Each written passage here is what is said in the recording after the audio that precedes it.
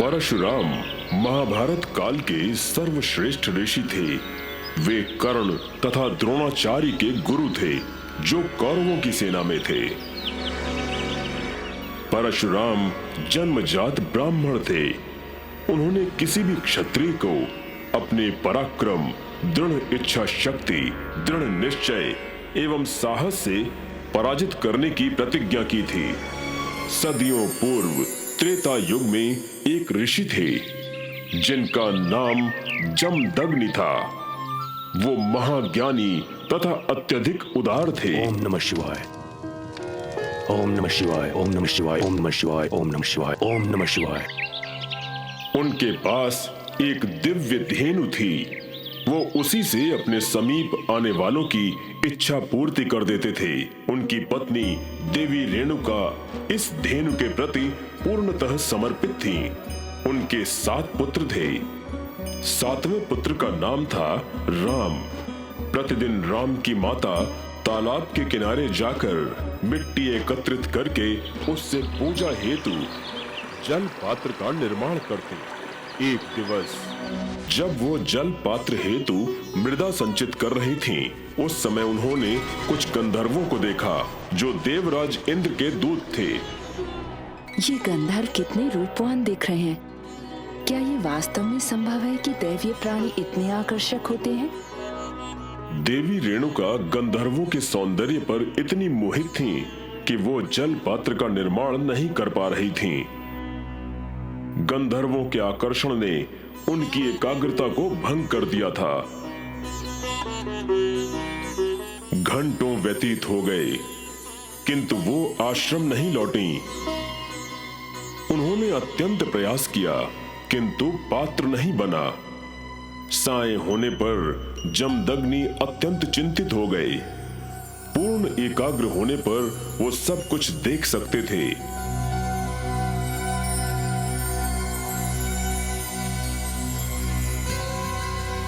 वो अत्यंत क्रोधित हो गए। हाँ, मेरे पुत्रों, तुम्हारी माता अब मेरी धर्म पत्नी नहीं रही, ना अब वो तुम्हारी माता रही। अब उसकी पवित्रता नष्ट हो गई है। मेरी इच्छा है कि तुम सब जाकर उसका वध करो। सभी 6 पुत्रों ने पिता की आज्ञा मानने से मना कर दिया। यदि तुम मेरी आज्ञा का पालन नहीं करते हो, तो मैं श्राप देता हूँ कि तुम सब इसी क्षण पाषाण के बन जाओ। तुरंत उसी क्षण सभी पुत्र पाषाण में परिवर्तित हो गए।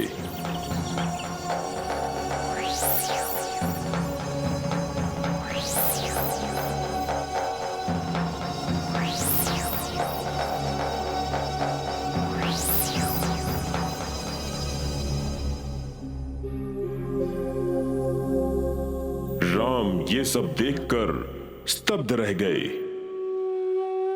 पिताश्री, आप सभी ऋषियों में सर्वश्रेष्ठ हैं, किंतु मैं अपने भाइयों तथा अपनी माता के बिना क्या करूंगा? यदि तुम वैसा ही करोगे जैसा मैं कहता हूं, तो मेरे श्राप से बच जाओगे, अन्यथा तुम्हारी भी स्थिति ऐसी ही होगी।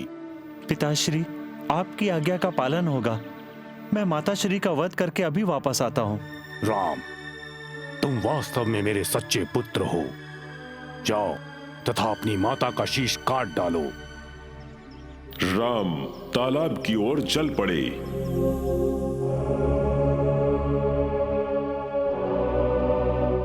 पुत्र राम, मैं असमंजस में हूँ।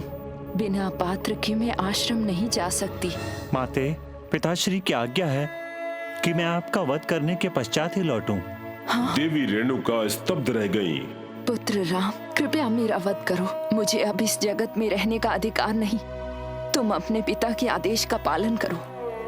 हे माते, कृपया मुझे क्षमा करें। मेरे सभी भ्राता पाषाण में परिवर्तित हो गए हैं। पिताश्री की आज्ञा माननी ही होगी।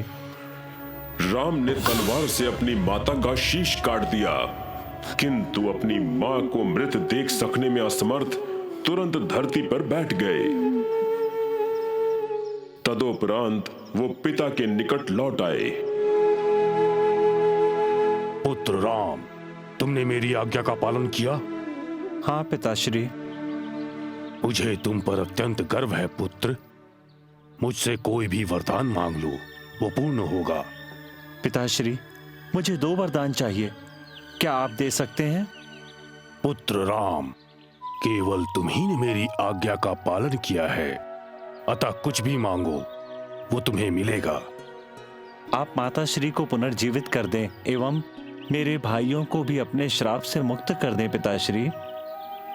ऋषि जमदग्नि ये सुनकर अत्यंत प्रभावित हुए। पुत्र राम, तुम अत्यंत निष्ठावान एवं विवेकशील बालक हो। एक दिवस तुम संपूर्ण जगत पर शासन करोगे। जाओ, अपनी माता का शीश धड़ से जोड़ दो तथा उस पर जल की बूंदें छिड़क दो, वो जीवित हो जाएगी। साथ ही तुम्हारे भाई भी अपने पूर्व रूप में आ जाएंगे। धन्यवाद पिताश्री। उसी क्षण राम के 6 भाई पूर्व रूप में आ गए।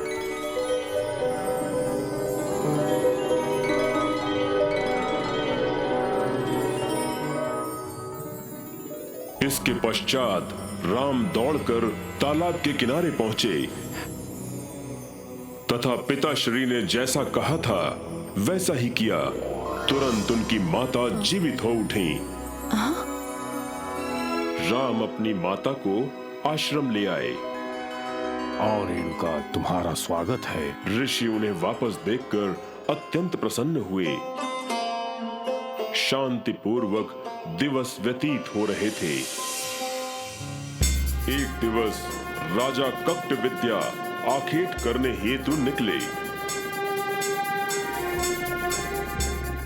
वे तथा उनके अनुचर महर्षि जमदग्नि के आश्रम पहुंच गए।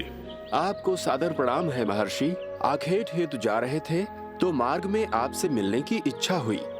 हम अत्यंत भूखे तथा प्यासे भी हैं। प्रतापी राजा, कृपया आप तनिक विश्राम करें तथा अपने अनुचरों को भी विश्राम हेतु कहें। इस मध्य में भोजन की व्यवस्था करता हूँ। महर्षि के पास सुरभि नाम की एक दिव्य धेनु थी। वो अनेक लोगों की क्षुधा शांत कर सकती थी। ऋषि जमदग्नि ने इस धेनु के माध्यम से सभी को भोजन कराया। हे महर्षि, भोजन अत्यंत स्वादिष्ट है। मैंने पहले कभी भी ऐसा भोजन नहीं किया, यहाँ तक कि अपने महल में भी नहीं। आप कभी भी हमारे आश्रम में आकर भोजन ग्रहण कर सकते हैं महाराज। राजा को प्रतीत हुआ कि स्वादिष्ट भोजन दूध से बना था, जो दिव्य धेनु सुरभि का था। हे महर्षि, आप वन में रहते हैं, ये धेनु आपके काम की नहीं। यदि मैं आपको कुछ भूमि दे दूं, तो क्या आप मुझे ये धेनु दे देंगे? महर्षि जमदग्नि अत्यंत क्रोधित हो उठे। आप तत्काल यहाँ से प्रस्थान करें। वो धेनु पूजन हेतु है। आप अत्यंत स्वार्थी हैं महाराज। जमदग्नि, आपको मेरी शक्ति का ज्ञान नहीं। मैं प्रतापी क्षत्रिय हूँ। आपने मेरी इच्छा नहीं मानी। मैं बलात् ये धेनु आपके यहाँ से लेकर जाऊंगा। राजा अपनी सेना के साथ महल लौट गया।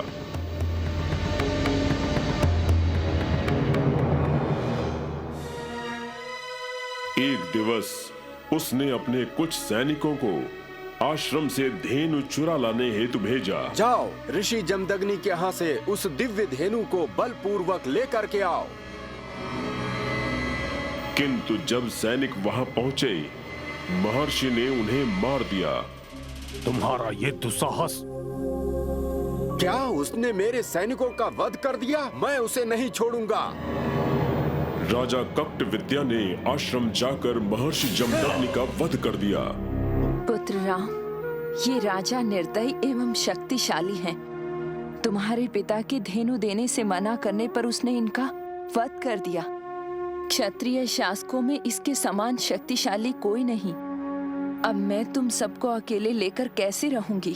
आप चिंतित न हो माते, मैं सभी क्षत्रियों का वध करने की शपथ लेता हूँ। राम ने भगवान शिव का ध्यान लगाया एवं जब वो भगवान शिव में पूर्णतः लीन हो गए, तब भगवान शिव उनके समक्ष प्रकट हो गए। उठो पुत्र, मुझे बताओ तुम्हें क्या चाहिए? मेरे पिता का वध कर दिया गया। मैं माता के अश्रु नहीं देख सकता। मुझे क्षत्रियों का नाश करने की शक्ति दें, जिससे वो पुनः उत्पन्न न हो सके। आपसे प्रार्थना है कि मुझे सभी शत्रुओं से लड़ने की शक्ति एवं साहस प्रदान करें। मुझे आशीर्वाद दें प्रभु। प्रिय पुत्र, मैं तुम्हें एक परशु दूंगा जिसे तुम अस्त्र के रूप में उपयोग करना। जब तक ये परशु तुम्हारे पास रहेगा तुम्हें कोई भी परास्त नहीं कर पाएगा। अब से तुम परशुराम के रूप में जाने जाओगे। परशु धारण किए हुए राम, तुम विश्व विजयी बनोगे। समस्त क्षत्रिय तुम्हारे चरणों पर गिरकर तुमसे क्षमा मांगेंगे। मेरा आशीर्वाद तुम्हारे साथ है पुत्र। परशुराम भगवान शिव से आशीर्वाद पाकर अत्यंत हर्षित थे। वो परशु के साथ आश्रम वापस आ गए। माते, भगवान शिव ने परशु प्रदान करके मुझे आशीर्वाद दिया है। अब मैं अपने पिता के वध का प्रतिशोध ले सकता हूँ। जाओ पुत्र, उस निर्दयी राजा को पराजित करके बताओ हम कौन हैं। जो आज्ञा माते।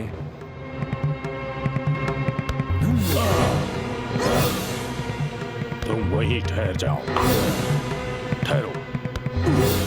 तुम कौन हो तथा भीतर आने का दुस्साहस कैसे किया है? राजा कक्त विद्या का भी वध कर दिया। ये समाचार चतुर्दिक फैल गया कि एक ब्राह्मण युवक ने क्षत्रिय राजा का वध कर दिया। सभी ने परशुराम को हराने का निश्चय किया, किंतु कोई भी सफल न हो सका। संपूर्ण क्षत्रिय साम्राज्य परशुराम तथा उनके अलौकिक परशु से आतंकित हो उठा। परशुराम का अत्यंत उच्च शिक्षित व्यक्तित्व के रूप में विकास हुआ। वो पराक्रम में एक क्षत्रिय के समान थे तथा विद्वता में एक ब्राह्मण के समान। अपना ध्यान लक्ष्य की ओर केंद्रित करो तथा अपनी समस्त शक्तियों को लक्ष्य प्राप्ति हेतु संकलित करो। शीघ्र ही उन्होंने शिक्षा देनी प्रारंभ कर दी। द्रोणाचार्य उनके प्रिय शिष्य थे। उन्होंने कौरवों तथा पांडवों को शिक्षित किया एवं तत्पश्चात वो कौरवों के मुख्य सेनापति बने। एक समय पांडवों की माता कुंती का ज्येष्ठ पुत्र कर्ण द्रोणाचार्य के समीप धनुर्विद्या सीखने हेतु गया। प्रणाम गुरुदेव, मैं एक निर्धन ब्राह्मण पुत्र हूँ। धनुर्विद्या सीखने की मेरी तीव्र इच्छा है। क्या आप मुझे अपने शिष्य के रूप में स्वीकार करेंगे? युवक, मैं तुम्हें शिक्षा देकर अत्यंत प्रसन्न होता, किंतु मैं मात्र क्षत्रिय राजकुमारों को ही शिक्षा दे सकता हूँ। तुम मेरे गुरु परशुराम से कहो, हो सकता है वो तुम्हें शिष्य स्वीकार कर ले। धन्यवाद गुरुदेव। हे सूर्यदेव, कृपया आप मुझे पुत्र रत्न का आशीर्वाद दें। कर्ण कुंती का देव पुत्र था। वो जब अविवाहित थी तब उसने कर्ण को जन्म देकर एक नदी में प्रवाहित कर दिया था।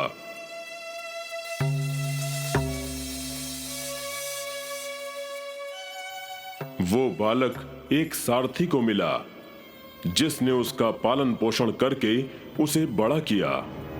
यद्यपि कर्ण जन्म से एक क्षत्रिय था, किंतु सभी उसे सारथी का पुत्र अर्थात निम्न जाति का कहकर चढ़ाते थे। पुत्र, तुम दूसरों द्वारा कही गई बातों की तनिक भी चिंता मत किया करो। तुम अपने गुणों को पहचानने का प्रयास किया करो। अतः वो ब्राह्मण पुत्रों की भांति उच्च वर्गीय शिक्षा नहीं ग्रहण कर सकता था। वो परशुराम से मिलने गया। प्रणाम स्वीकारें गुरुदेव। मैं एक निर्धन ब्राह्मण पुत्र हूँ तथा धनुर्विद्या सीखना चाहता हूँ। नवयुवक, मैं तुम्हें शिक्षा देकर समस्त विद्याओं में पारंगत करूंगा। मैं तुम्हें आज से ही अपना शिष्य बनाता हूँ। कर्ण अन्य सभी शिष्यों की तुलना में अत्यंत तेज एवं प्रवीण था। एक दिवस। सुनो कर्ण, मैं अत्यंत थक गया हूँ, अतः कुछ क्षण हेतु विश्राम करूंगा। गुरुदेव, कृपया आप यहीं वृक्ष के नीचे मेरी गोद में विश्राम करें। परशुराम कर्ण पर अत्यंत प्रसन्न होकर निद्रामग्न हो गए। कुछ अंतराल के पश्चात एक जंगली भौरा कर्ण की जंघा पर बैठकर उसे काटने लगा, जिससे असहनीय पीड़ा हो रही थी। किंतु कर्ण चिल्लाया नहीं, क्योंकि वो अपने गुरु की निद्रा भंग नहीं करना चाहता था। शीघ्र ही उसकी जंघा से रक्त प्रवाहित होकर गुरुदेव के गालों को स्पर्श करने लगा। परशुराम जंघा से बहते रक्त को देखकर स्तब्ध रह गए, किंतु शीघ्र ही वो सब कुछ समझ गए। कर्ण, मुझे सत्य बताओ, क्या तुम ब्राह्मण पुत्र हो? शीघ्र बताओ।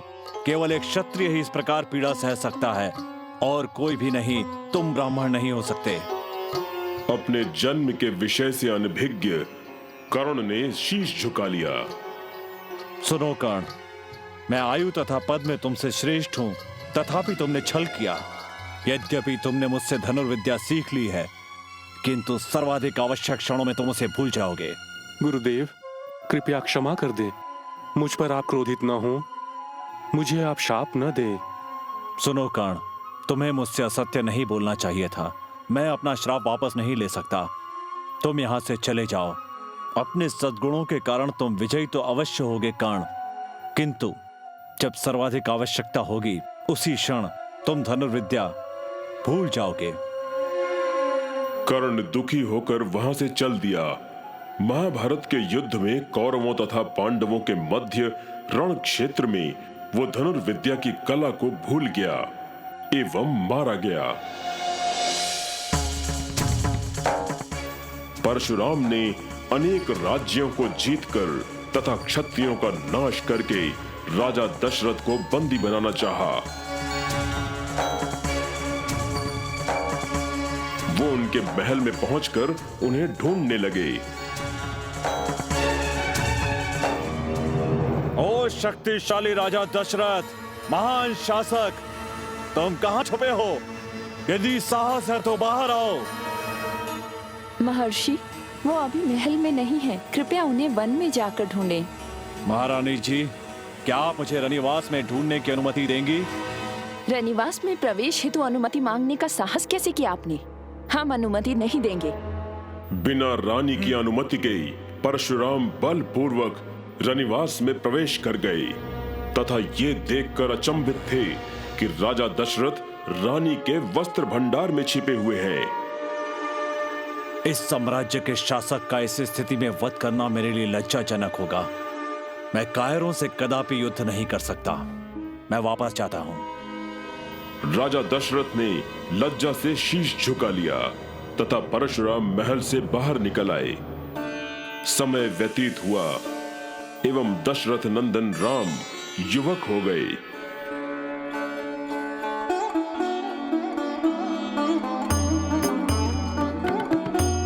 उन्होंने उस भारी धनुष को तोड़कर राजा जनक की पुत्री सीता से विवाह किया, जिसे अन्य शक्तिशाली राजकुमार तोड़ने में असमर्थ थे। विवाह के दिवस परशुराम अपने परशु के साथ राम को बंदी बनाने के विचार से महल में पहुंचे।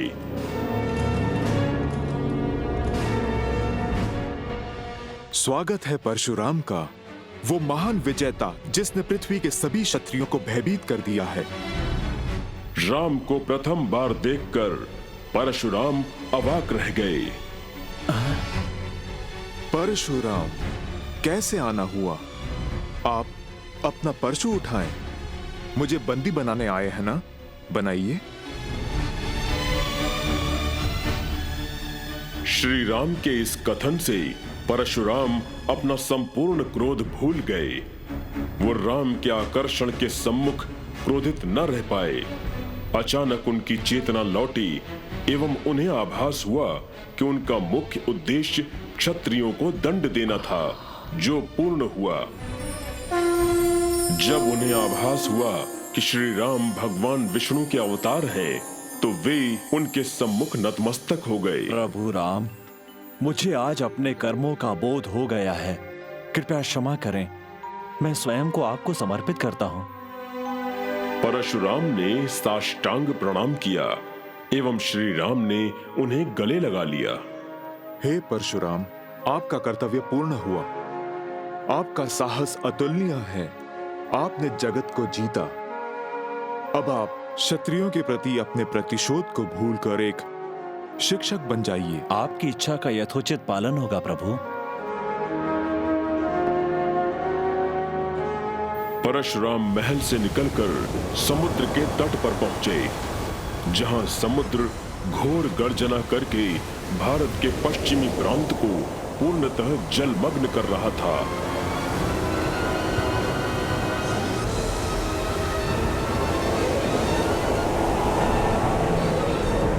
ओ प्रिय समुद्र, तुम वही अपनी सीमा के भीतर ठहर जाओ तथा इस पावन भूमि पर प्रवेश का साहस मत करो।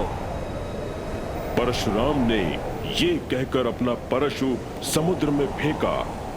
तुरंत समुद्र देव उनके सम्मुख प्रकट हो गए। हे महान योद्धा, कृपया आप मुझ पर क्रोधित ना हो। मैं अपनी सीमा के भीतर रहूंगा।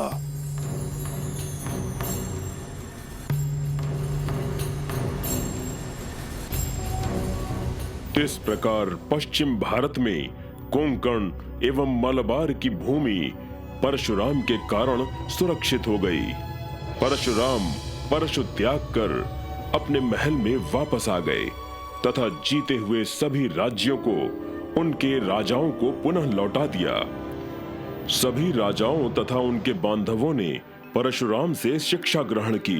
परशुराम ने अपनी संपूर्ण संपदा का त्याग करके उसे निर्धन लोगों में वितरित कर दिया तथा स्वयं ध्यान में लीन होकर अमर हो गए।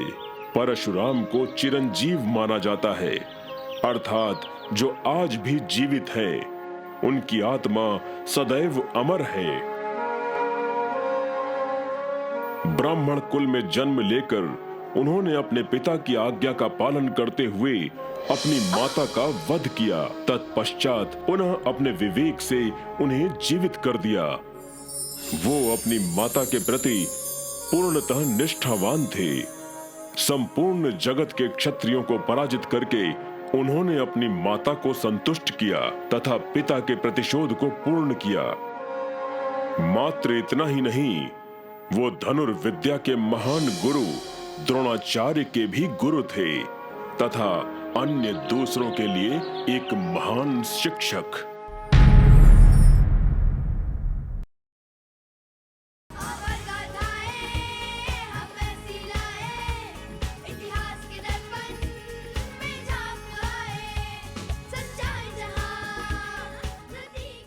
भगवान विष्णु सभी जीवों के पालन करता है। स्वाभाविक रूप से अपनी भव्यता तथा सुस्पष्टता को अभिव्यक्त करते हुए मनमोहक मुस्कुराहट तथा शांत भंगिमा के साथ वो विशालकाय नाग